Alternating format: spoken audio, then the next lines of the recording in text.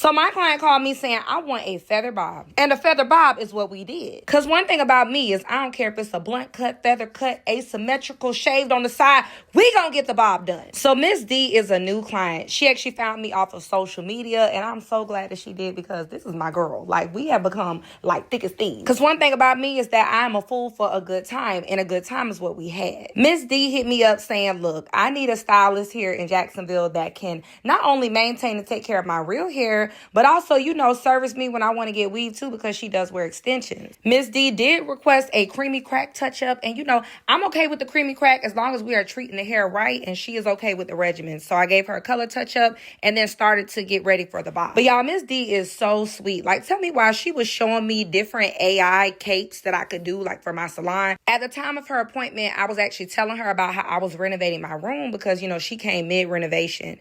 And the fact that she was so invested in my success as a stylist enough to sit there and show me that, like, it ain't a lot of people in the world like that. So that is why this is my girl for real. But back to the appointment, I went ahead and gave Miss D a nice trim. Even though we were finna put a cap on, I'm like, you know, let's go ahead and set the hair right so that it could do right under the cap. Then I gave Miss D some nice chunky flat braids, spray her with some got to be glue because, you know, we want to make sure that that cap sticks. And then I put a little bit of the bonder on so that I could prep the hair before I actually glue the tracks on. So at this point, I went ahead and started gluing the tracks on one by one. And at this point of the service, you know, you really want to pay attention to placement because wherever you place the track, especially on fine hair, will show it. And we don't need no peekaboo moment. We need that thing to be flush, flat, and look real. It's so funny too, y'all, because during this appointment, Miss D was just sitting back, relaxing. I'm like, darn, my girl finna go to sleep. But I guess that means that I got them relaxing hands, you know, so not only are they growing hands, they're relaxing hands. Now, I cut the foundation of the bob off camera with some clippers,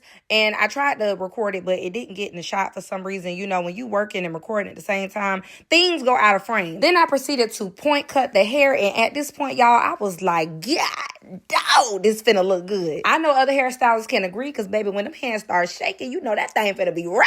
I just started slicking them edges together because I knew that the edges would create the final look. And, baby, you better throw some D on that whoop because Miss D was wearing that bob. Do you see the feather? Do y'all see the swoop?